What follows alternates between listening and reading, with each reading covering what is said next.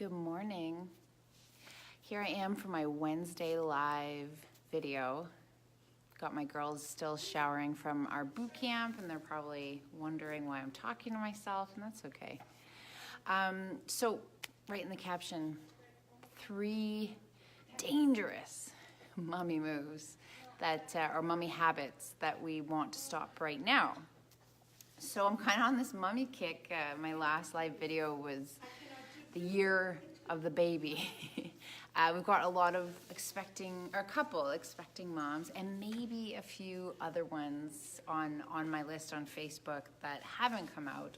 And I know we have a lot of new moms, even moms trying to get back into a routine, or even just women, future moms, thinking about it or wondering about it. And I'm going to talk about a few habits that us moms have that we might want to break. And, before I became a mother, I never really thought about it.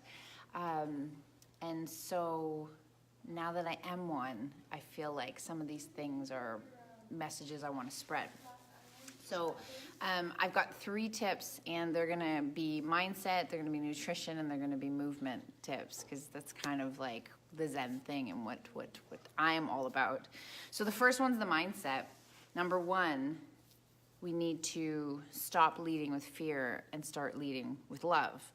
And motherhood is a very fearful time, especially when we're pregnant. We don't know what's going on. We don't know what to expect. And all we hear is a lot of horror stories. So as current mothers, what we need to stop doing is retelling our horror stories, trying to scare new mothers or soon-to-be mothers. And soon-to-be mothers, we just need to embrace the love aspect rather than fear. So when I had my daughter, I started to ask myself, where is this decision based from? Is it based out of fear, or is it based out of love? There's a whole industry out there that wants to put the fear in mothers, mainly so they can sell us stuff. It's the books, it's the methods they want to sell us, all sorts of things. The safety measures to put around your house, not to say not to make your house safe, but just remember there's a whole industry out there that profits on us being fearful mothers.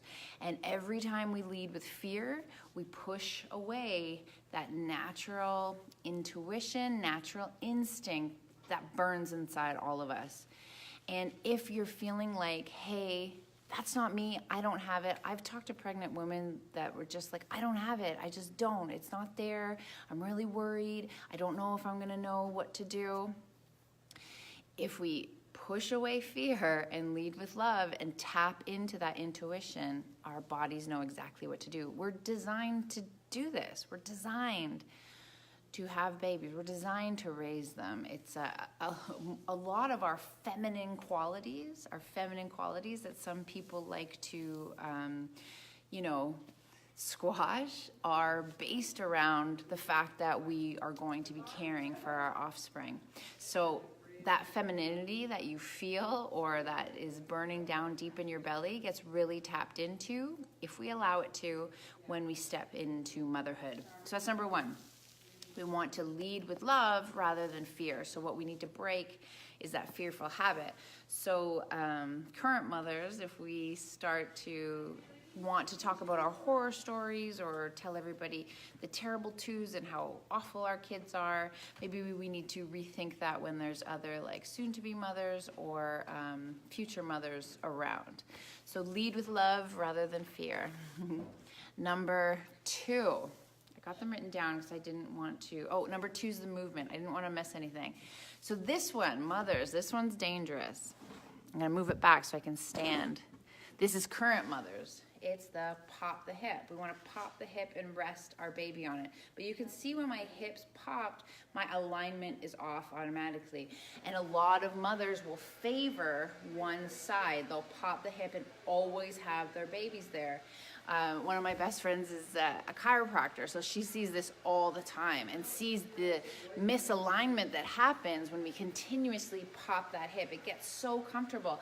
I've seen women cook dinner like this. I've seen women do dishes like this, fold laundry, all those kind of domestic things that we need to be doing. They do it with their baby on the hip. So if anybody doesn't think that women are superheroes, you're crazy, you're nuts. But when we don't want to when we don't have the baby there, we continue with that posture. So instead, I've talked about this move a lot. This is like the go-to move, how to strengthen your core, how to have proper posture. It is a life-saving technique, and it's going to apply to holding your babies. So I stand like this. I tuck my tailbone under. As soon as I tuck my tailbone under, my core engages. My weight is equally distributed on both legs, and then I let my arm do the work. Okay? I let my arm do the work with this solid, balanced structure. My arms are going to hold the baby. Now, you're going to find, of course, when you pop the hip and you sit the baby on the hip, it's going to be a lot easier to do things with your other arm, and your arm probably will get less tired when you pop the hip. So that's why we do it. That's why, because it's better, or it's easier in the moment. But if we think of long-term health, if we think about spine alignment, our hip alignment, and all of the problems that could cause when we're misaligned, you'll benefit a lot more if we tuck the tailbone under, we keep our core, we keep our alignment proper, and we use our arms to carry, and then we switch from side to side. Then we won't be all jacked on one side. We'll be nice and evenly, it will be balanced. So tuck the tailbone under and think about carrying with the arms. Also, when we do that, we allow our baby, our toddler, whatever, to actually hold their own weight. They start to get like little monkey, and they can hold on to you, and rather than them just being loose on your body. So when you tuck yourself under, I used to encourage my daughter to put her arms around me so she could do some of the work, and that'll strengthen her core, that'll strengthen her body awareness, or it did, and it'll help with your baby too. So number 2, stop popping that hip. Even though we're all sassy with that hip pop, but we got to stop. We got to tuck the tailbone under. We got to equally distribute the weight on our feet, and we got to baby carry with our arms. And number 3, mom habits. Stop feeding the troops first, and then forgetting about yourself afterwards. How many times I got into this habit when I was started bringing my daughter to school. Even this year I got back into it. I would pack her lunch frantic if we're busy in the morning or whatever. I'd pack her lunch, and then I'd go off to work without a lunch packed for myself. So 2 things would happen. 1, I would either grab something out, which I don't know if you eat out, but you can't eat out clean. There's always an exception you have to make when you eat out. Always an exception. And I like to keep my day-to-day life clean, completely clean, so that I can indulge when I have my living moments. But when I start having living moments for breakfast, lunch, and dinner midweek, then I start to feel the results. I feel the inflammation. My joints start to hurt. I start to see a little bit of weight gain. I start to notice my focus goes down. So I notice these things. Plus, it's more expensive. Or number 2, I guess there's 3 things. I don't eat, which is terrible. Or number 3, I disrupt my workflow. I go home, I make something to eat, and then I get distracted, and then there we go. So stop feeding the troops first, but instead include yourself in that equation. And I get it. Sometimes the picky eaters, right? Sometimes we don't all eat the same. But that doesn't mean that you can't prepare your food the same time that you're preparing the kids' food. So stop putting everybody else before you and include yourself in that equation. So those are my 3 mummy tips. 1, lead with love versus fear. So that's more of a mindset thing, and that will really allow us to tap into our maternal intuition, and that will take us so far. Number 2, stop popping that hip. Instead, think about proper alignment, carry your baby with your arms. And number 3, stop feeding the troops first and saving yourself for the end, because 9 times out of 10, there's no energy left, there's no time left, and you suffer. It's just like when we're pregnant. When we don't eat properly, the baby doesn't suffer, you suffer. It's like your body's gonna give all the good things to the baby, and then you're the one that suffers. It's the same thing when they come out of you. If you're going to feed them, sure, your babies are thriving, your kids are thriving, and that's amazing. But imagine how much they would thrive if their mother was thriving. Not to mention those positive habits that we're displaying for them, setting them up for future success.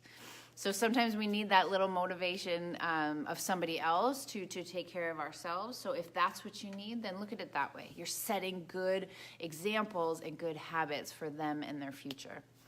So those are my 3 tips. So I'm actually gonna tack on, I've got a free workout going around. It's a 10-minute workout, it's a blast, it's a pre-shower workout. So this is my whole concept. If we wait until the end of the day to work out, a lot of times we don't have the energy and we don't have the time, or something comes up, or you have your role as a chauffeur to drive your kids around, and then your workout always gets pushed to the back burner. So instead, I work out here in the morning at 6 a.m. with my class. So instead, I recommend this 10-minute pre-shower workout that I'm gonna tag in this video. And it's 10-minute blast. Wake up 10 minutes earlier, and I promise you, it'll give you more energy than hitting that snooze one more time. So you can, I'll attach the link, click the link, you can download it. It's something that you can do before you jump in the shower. Because I also know, like once you get all set for the day, hair, makeup, all that sort of stuff, sometimes you don't want to mess it up.